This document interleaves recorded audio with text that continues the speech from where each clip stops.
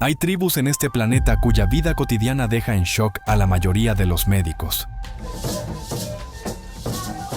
Sus pulmones, corazones y músculos no se comportan como se supone que deberían comportarse los nuestros. Los científicos los han puesto a prueba, los han escaneado, han analizado sus genes y aún así, los resultados no terminan de tener sentido. Desde aguantar la respiración bajo el agua durante más de 10 minutos hasta prosperar en alturas donde la mayoría de las personas colapsaría. Estas son las tribus que parecen romper todas las reglas de la biología humana. Número 7. Bahau.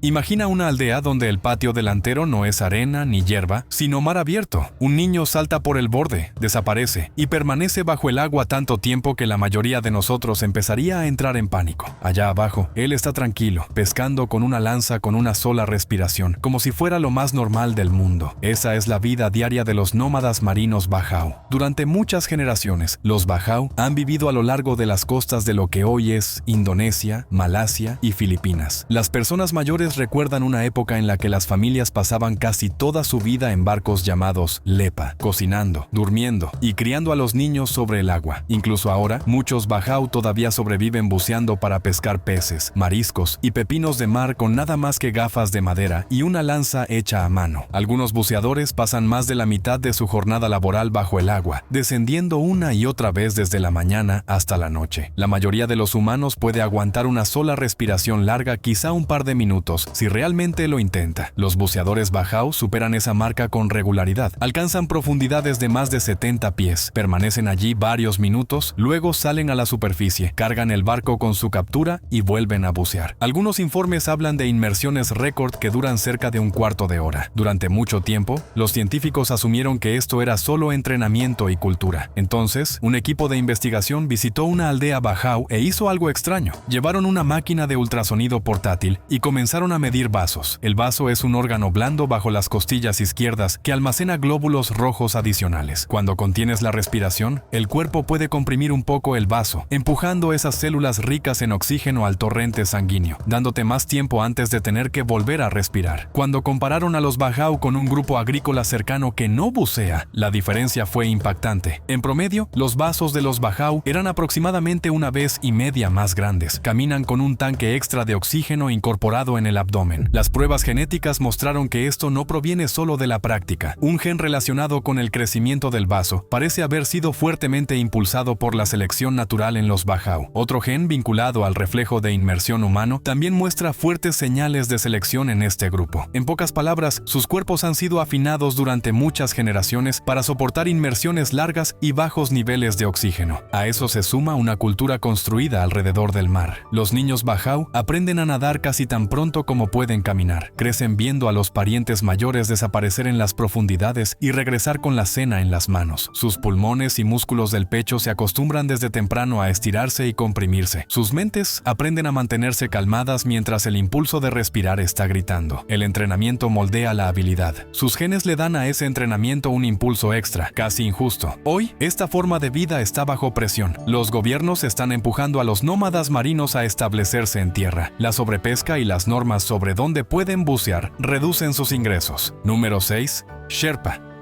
En lo alto del Himalaya hay un grupo de personas que vive donde la mayoría de nosotros apenas puede respirar. A esas alturas, el aire contiene mucho menos oxígeno que al nivel del mar. Un visitante normal sufre un fuerte dolor de cabeza y se siente mareado después de una caminata corta. Para el pueblo Sherpa, esto es simplemente su hogar. Allí cultivan, allí caminan y allí cargan pesadas cargas mientras hablan y ríen, como si nada pasara. Los Sherpas viven en aldeas situadas entre unos 10,000 y 14,000 pies sobre el nivel del mar, cerca del monte Everest. Durante generaciones han trabajado como guías y porteadores en expediciones de escalada. Cuando los alpinistas extranjeros sueñan con pararse en la cima del Everest, casi siempre son guías Sherpas quienes fijan las cuerdas, cargan las tiendas, instalan los campamentos y abren el camino a través de cascadas de hielo y nieve profunda. Un hombre, Kami Rita Sherpa, ya ha alcanzado la cima del Everest más de 30 veces. Para la mayoría de las personas, una sola subida es el objetivo de toda una vida. Entonces, ¿qué está pasando dentro de sus cuerpos. Cuando las personas de tierras bajas suben a grandes alturas, el cuerpo intenta combatir la falta de oxígeno haciendo la sangre más espesa. Lo hace produciendo más glóbulos rojos. Eso suena útil, pero la sangre muy espesa es difícil de empujar a través de vasos pequeños. El corazón tiene que trabajar más, y en alturas extremas, esto incluso puede provocar una peligrosa hinchazón en el cerebro o en los pulmones. Los científicos que tomaron muestras de sangre de los Sherpas encontraron algo extraño. A gran altitud, su sangre no es tan espesa como se esperaría. Las pruebas muestran que transportan suficiente oxígeno por el cuerpo sin forzar el corazón. Parte del truco parece ser que mantienen un mayor volumen de plasma, la parte clara de la sangre, por lo que todo el sistema se mantiene más fluido mientras sigue entregando oxígeno. Sus pulmones y vasos sanguíneos también ayudan. Los estudios muestran que los Sherpas mueven el aire dentro y fuera de los pulmones de manera muy eficiente. Los diminutos vasos sanguíneos en sus músculos y órganos son densos y están abiertos, de modo que el oxígeno puede pasar rápidamente a los tejidos. También liberan más de un gas llamado óxido nítrico en los pulmones, que ayuda a ensanchar los vasos sanguíneos para que la sangre pueda captar oxígeno incluso cuando el aire es escaso. Las partes que producen energía en sus células, las mitocondrias, también parecen funcionar de manera diferente. Cuando los investigadores compararon a los Sherpas con escaladores visitantes, descubrieron que los músculos de los Sherpas utilizan el oxígeno de una forma que desperdicia menos energía. Sus cuerpos queman combustible de manera limpia, producen menos subproductos dañinos y evitan los grandes picos de acidez que hacen que otras personas se sientan muy mal a esta altitud. Esto les ayuda a caminar durante horas y cargar grandes pesos sin el mismo nivel de fatiga. Todo esto está relacionado con sus genes. Los Sherpas comparten cambios genéticos clave con los tibetanos, especialmente en un gen llamado EPAS1 y otros vinculados a la forma en que el cuerpo detecta y reacciona a bajos niveles de oxígeno. A lo largo de muchas generaciones, las personas cuyos cuerpos manejaban mejor la gran altitud tuvieron más hijos sanos, y esos rasgos se fueron extendiendo lentamente por todo el grupo. Número 5.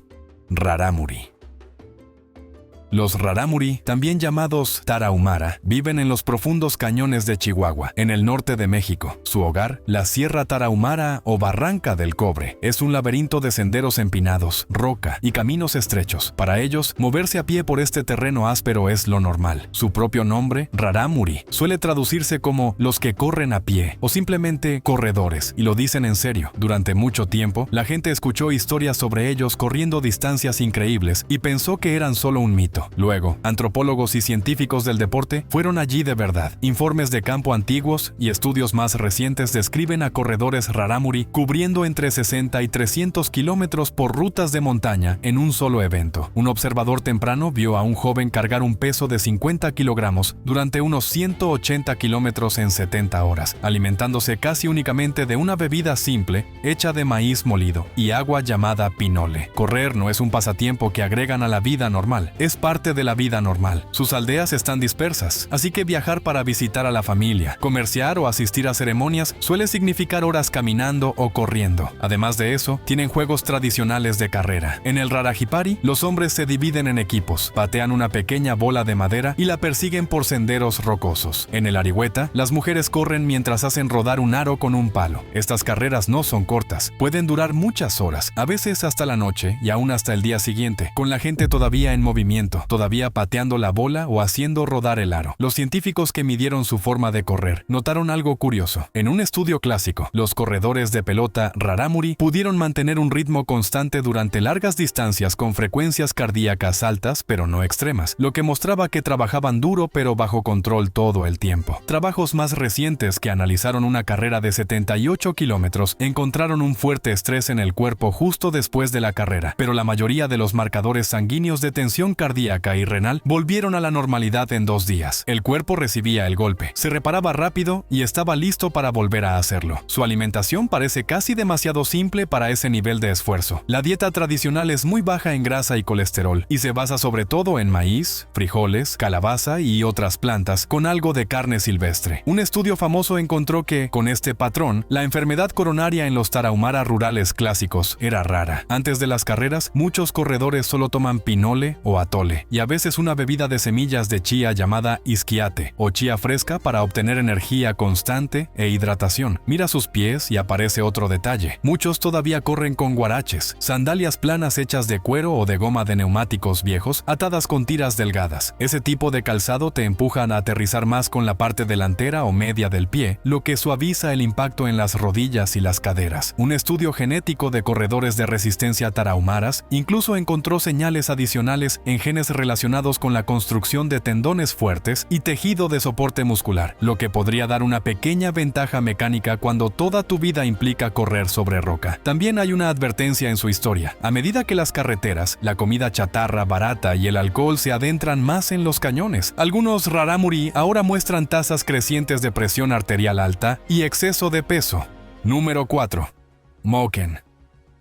A los Moken a veces se les llama nómadas del mar, pero eso todavía suena demasiado suave para lo que realmente son. Durante la mayor parte de su historia, fueron personas que vivieron casi por completo sobre el agua en el mar de Andamán, moviéndose entre islas frente a Tailandia y Myanmar, en barcos de madera construidos a mano llamados kabang. El barco era la casa, la cocina, la cama y el lugar de trabajo. Los niños crecían no en un patio, sino en una cubierta. Si te caías al agua, no gritabas, nadabas. De ese tipo de vida surgió una habilidad extraña que hizo que los científicos se quedaran mirando con asombro. Los niños Moken pueden ver bajo el agua de una manera que casi parece falsa. Una investigadora sueca, Anna Gislen, los observó bucear en busca de almejas y pepinos de mar con los ojos bien abiertos. No usaban máscaras ni gafas, simplemente bajaban, abrían los ojos y distinguían fácilmente la comida en el fondo marino. Así que ella los puso a prueba. En pruebas controladas, los niños Moken podían ver bajo el agua aproximadamente el doble de claro que los niños europeos de la misma edad. En el aire, los ojos Moken funcionan como los de cualquier otra persona. Bajo el agua, la mayoría de nosotros ve borroso porque el agua cambia la forma en que se curva la luz. Los niños Moken, sin embargo, hacen dos cosas a la vez. Primero, contraen sus pupilas hasta hacerlas muy pequeñas. Segundo, cambian la forma del cristalino dentro del ojo más de lo normal. Esos dos movimientos juntos afinan la imagen y reducen el desenfoque. Eso es lo que les da esa visión submarina como la de un delfín. Aquí viene la parte que realmente rompió las viejas reglas de los libros de texto. Al principio, la gente pensó que debía tratarse de una mutación especial, pero cuando el equipo de Gislen entrenó a niños europeos para bucear y practicar el enfoque bajo el agua, esos niños también mejoraron mucho. Después de algunas semanas de práctica, muchos de ellos podían ver bajo el agua casi tan bien como los niños Moken. Eso significa que este superpoder no está bloqueado en sus genes. Es un truco aprendido que adquirieron porque pasan la mayor parte de su infancia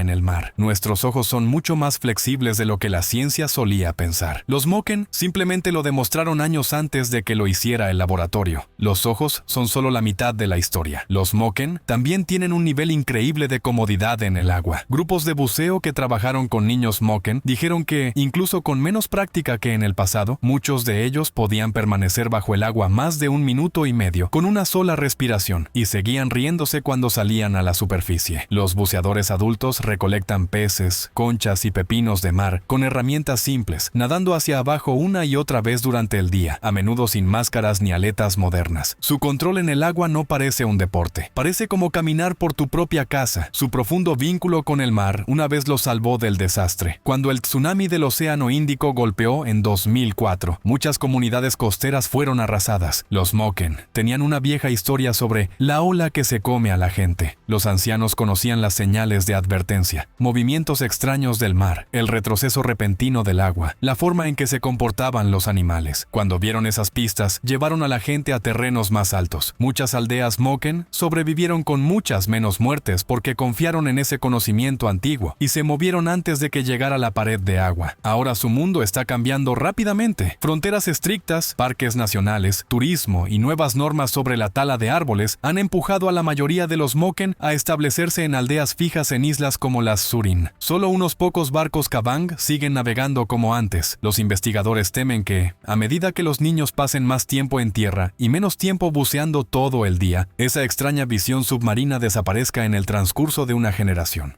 Número 3. Hadza.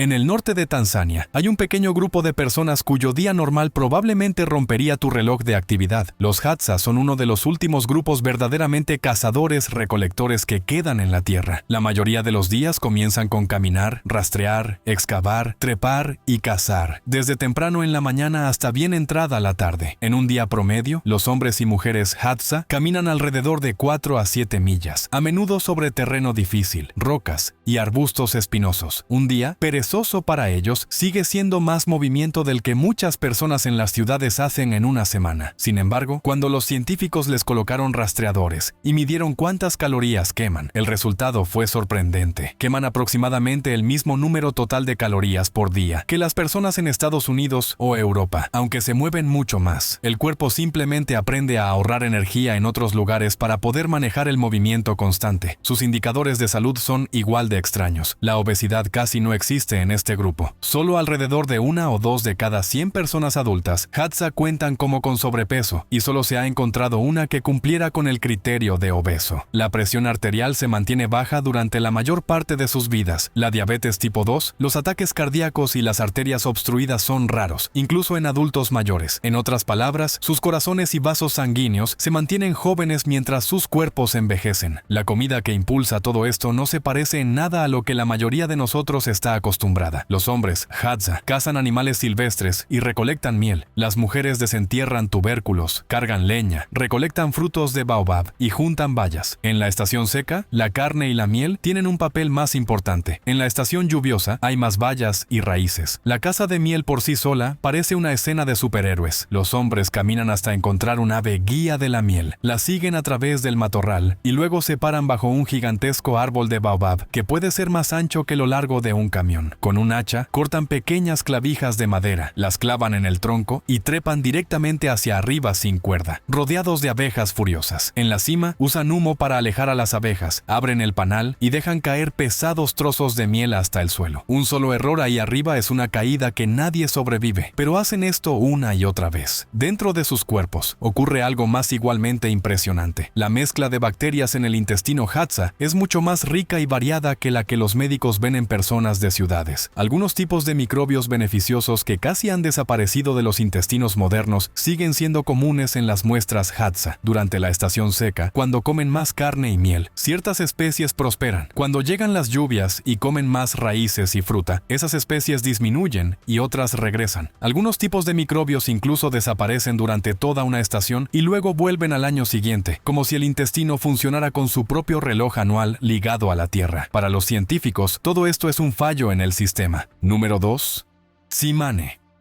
Los Tsimane viven en lo profundo de la Amazonía boliviana, en pequeñas aldeas a lo largo de ríos marrones y senderos estrechos en el bosque. No hay gimnasios ni cintas de correr y casi no hay autos. Sin embargo, cuando los médicos fueron allí con un escáner de tomografía computarizada, encontraron algo que los dejó en shock. Este grupo tiene las arterias más saludables jamás medidas en cualquier población. Se supone que las enfermedades del corazón son una parte normal del envejecimiento. En la mayoría de los países ricos, cuando las personas llegan a los 70 u 80 años, los escaneos casi siempre muestran calcio y placas gruesas dentro de las grandes arterias del corazón. Esa acumulación se llama aterosclerosis y es la principal causa de ataques cardíacos y muchos derrames cerebrales. En los Tsimane, el patrón está invertido. En un estudio de más de 700 adultos mayores de 40 años, alrededor de 8 de cada 10 no tenían nada de calcio en las arterias del corazón. Incluso entre personas de finales de los 70 y 80, casi 2/3 todavía tenían escaneos completamente limpios. Solo un grupo muy pequeño mostró algo cercano a los niveles que se ven en habitantes normales de ciudades. Entonces, ¿qué están haciendo ellos que nosotros no? Primero, se mueven mucho, pero no de una manera de ejercicio. La mayoría de los Tsimane son agricultores recolectores. Los hombres pasan horas caminando, cazando, pescando y cortando árboles. Las mujeres caminan hasta los campos, cargan leña y agua y trabajan en pequeños huertos. Cuando los investigadores contaron sus pasos, descubrieron que muchos adultos recorren recorren alrededor de 15 a 17 mil pasos en un día normal, no por deporte, sino por la vida diaria. Su alimentación es simple y en su mayoría local. Aproximadamente 2/3 de sus calorías provienen de cosas que cultivan: yuca, plátanos, maíz, arroz y otras plantas ricas en almidón. El resto proviene de peces de río y animales silvestres como tapires, monos y pequeños animales del bosque. Casi no hay azúcar procesada, casi no hay aceites industriales y muy poca comida chatarra comprada en tiendas. Su dieta es alta en fibra, rica en grasas naturales provenientes del pescado y la carne silvestre, y cargada de minerales como potasio y magnesio que ayudan a mantener baja la presión arterial. Ahora viene el giro que realmente confunde a los científicos. Los tsimane viven con una carga muy alta de infecciones. Los análisis de sangre muestran fuertes señales de inflamación crónica. Muchas personas tienen lombrices y otros parásitos. En el resto del mundo, la inflamación a largo plazo suele estar relacionada con más arterias obstruidas, no con menos. Una inflamación alta junto con bajo colesterol bueno, se supone que es una receta para el desastre. Sin embargo, en este grupo, las arterias se mantienen suaves y abiertas. Tienen presión arterial baja, muy pocos casos de diabetes, casi nada de obesidad y casi ninguna enfermedad cardíaca clínica. El patrón extraño no se detiene en el corazón. Los escáneres cerebrales muestran que los cerebros tsimane se encogen con la edad mucho más lentamente que los cerebros en Estados Unidos o Europa. Un estudio encontró que la disminución del volumen cerebral con la edad es aproximadamente un 70% más lenta que en los grupos occidentales. En otras palabras, muchos tsimane mayores conservan más tejido cerebral durante más tiempo, a pesar de vivir con infecciones y tener casi ningún acceso a atención médica moderna. Los primeros datos también sugieren tasas muy bajas de demencia. Número 1. Inuit. Los inuit viven en lugares donde la mayoría de nosotros no aguantaría ni un solo invierno. Hablamos del Ártico canadiense, Groenlandia y Alaska, donde los meses largos son oscuros. El viento atraviesa todo y el suelo permanece congelado. Allí no se puede cultivar trigo, no se puede cultivar maíz. Aún así, las personas han vivido en este frío durante miles de años, cazando sobre el hielo marino y viajando en trineos sobre la nieve. Ese entorno brutal creó una de las historias dietéticas humanas más extrañas que la ciencia haya visto jamás. Durante mucho tiempo, los médicos estaban convencidos de que una dieta llena de grasa y carne destruiría el corazón. Luego observaron a los cazadores inuit. Su alimentación tradicional es casi totalmente de origen animal: focas, ballenas, morsas, pescado, caribú y a veces oso polar. Muy pocos alimentos vegetales, muy poco azúcar. En estudios clásicos, alrededor de la mitad de sus calorías provenían de la grasa, una gran parte de la proteína y solo una pequeña fracción de los carbohidratos. Sin embargo, las primeras encuestas mostraron bajas tasas de los ataques cardíacos típicos de los países ricos. Eso no tenía sentido en ese momento. Así que la primera teoría fue simple: el aceite de pescado es mágico. Como la grasa inuit proviene de animales marinos ricos en ácidos grasos omega 3, muchos expertos dijeron que esas grasas debían actuar como un escudo. Esta idea ayudó a impulsar toda la moda de los suplementos de aceite de pescado. Pero cuando los investigadores regresaron más tarde y analizaron el tema con mayor profundidad, encontraron algo más interesante. Los inuit sí sufren derrames cerebrales y algunos problemas cardíacos, especialmente a medida que llegaron los alimentos de tienda y los cigarrillos. El verdadero giro no era solo la comida, eran sus genes. Un gran estudio de los genomas de los inuit de Groenlandia encontró cambios importantes en un grupo de genes llamado FATS, que controlan cómo el cuerpo maneja las grasas en la sangre. Con su dieta tradicional alta en grasas marinas, estas variantes ayudan a mantener ciertos tipos de grasa en rangos seguros y se asocian con menor peso corporal y marcadores sanguíneos más saludables. En palabras simples, sus cuerpos están diseñados para vivir de focas y ballenas. Toma esos mismos genes y colócalos en una dieta occidental moderna y los resultados no son los mismos. Por eso no puedes simplemente copiar la dieta inuit y esperar la misma salud. Tus genes son diferentes. Otros cambios genéticos del Ártico cuentan su propia historia. Variantes en un gen llamado CPT1A parecen ayudar a las personas a usar la grasa como combustible en el frío, pero también se asocian con mayores riesgos cuando los bebés no comen con la suficiente frecuencia. Es como si el cuerpo tuviera un modo ártico especial que funciona muy bien en un mundo de trineos y focas, pero puede salir mal cuando la vida y los patrones de alimentación cambian. Luego está el frío en sí. Vivir donde el invierno puede mantenerse por debajo de los -40 no es solo una cuestión de aguantar. El cuerpo tiene que responder todos los días. Los estudios sobre grupos árticos como los inuit muestran que dependen mucho de la grasa parda y de otros tejidos productores de calor. La grasa parda es un tipo especial de grasa que quema energía para producir calor en lugar de solo almacenarla. Cuando llega el frío, se activa como un pequeño calentador dentro del cuerpo. Los inuit también tienen patrones de flujo sanguíneo que protegen los dedos de las manos y los pies, y sus cuerpos producen más calor en reposo que los de personas de climas cálidos. Su cultura también los protege. Las parcas tradicionales hechas de piel de caribú retienen el aire caliente mejor que muchas chaquetas modernas. Las capas de ropa, los bordes de piel que bloquean el viento alrededor del rostro y las botas forradas con piel y pelo ayudan a atrapar el calor. Los iglús y las casas de nieve no son una broma. La nieve compactada conserva el calor, y el calor corporal junto con una pequeña lámpara puede elevar la temperatura interior muy por encima del aire helado del exterior. Saber leer el hielo, las tormentas y las huellas de los animales mantiene con vida a los cazadores en un lugar donde un solo error puede ser mortal.